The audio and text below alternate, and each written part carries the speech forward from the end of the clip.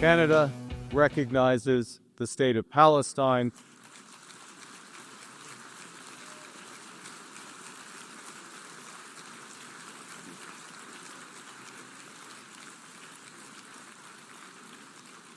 And we offer our full partnership in building the promise of a peaceful future for both the state of Palestine and the state of Israel. You're listening to the Ben Mulroney Show on Tuesday, September 23rd, and you just heard the voice of our Prime Minister, Mark Carney, at the UN General Assembly, announcing that Canada has recognized the state of Palestine. So many questions. I think we got more questions today than we had yesterday. So let's back this up. Let's paint a picture.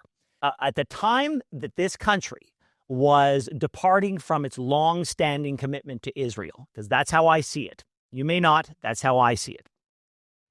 The Jews around the world were celebrating Rosh Hashanah. It's the Jewish New Year. It's one of the holiest days in Judaism. And simultaneous to this announcement, our Prime Minister put forth a Rosh Hashanah celebration tweet where he said, "Tonight, Jewish Canadians will come together with loved ones to celebrate Rosh Hashanah. Had the chance to meet with colleagues in Ottawa for an early celebration of this important holiday. I'm wishing all who celebrate a new year filled with joy, health, and renewal." Like, come on, man. Come on. Why?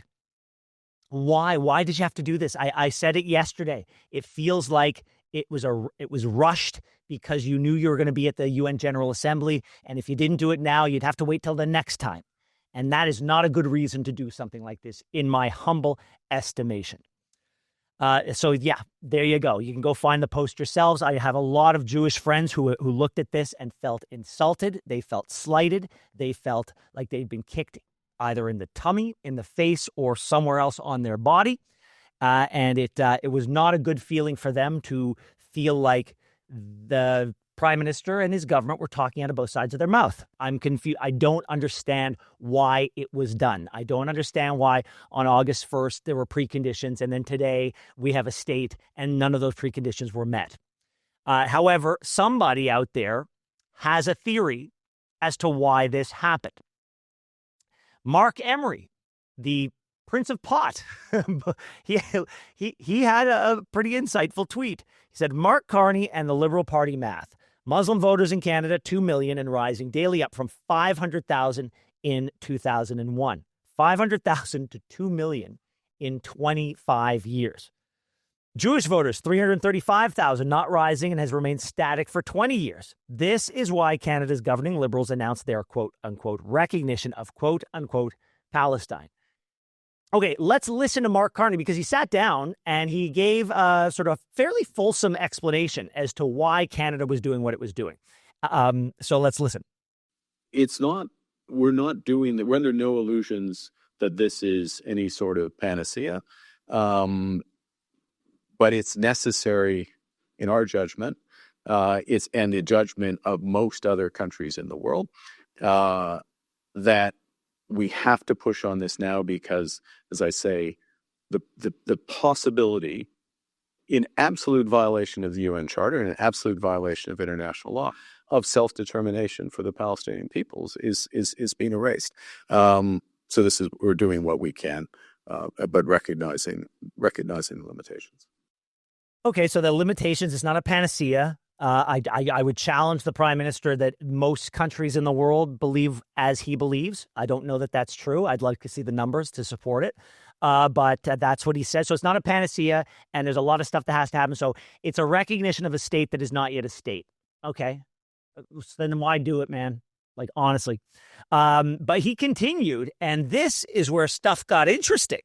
And when you say who is going to do that, there are many proposals, as I suspect you're aware, from a variety of Arab states, combination of Arab states and European states, to which Canada would be party if they were to come to pass, for multinational forces to be deployed in Palestine to enforce a peace and to drive that process forward.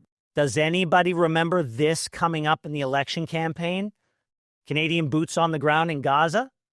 I don't remember this. This is new to me, a little bit shocking. And how's that going to work? Who's going to let them in? Something tells me that the IDF is going to have a problem with that. I'm throwing it out there because I have no idea how any of this is going to work, and I suspect the people making these decisions don't know either. One note, the Palestinian Authority President Mahmoud Abbas and dozens of Palestinian officials will not be at the UN General Assembly in person, and that is because the U.S., which is a staunch Israeli ally, refused to issue them visas. And so Abbas is going to appear via video. But when you hear, yes, of course, when he wants that money, don't forget he wants Keir Starmer to give him £3 trillion. But, when our prime minister says this is what all the responsible countries are doing, I would ask you to turn your attention to Singapore, because Singapore says they will recognize the state of Palestine when it has an effective government that accepts Israel's right to exist. It must also categorically renounce terrorism. So unlike the West, it seems like Singapore is not putting the cart before the horse. I think everyone agrees on these preconditions.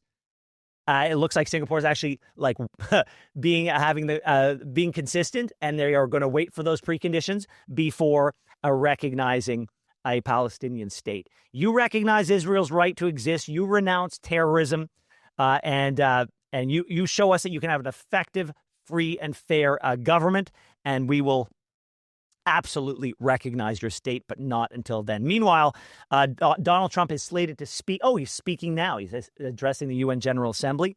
He has 25 U.S. Republicans sent an open letter to Mark Carney and leaders of Australia, the UK, and France, warning of possible punitive measures for recognizing Palestinian statehood.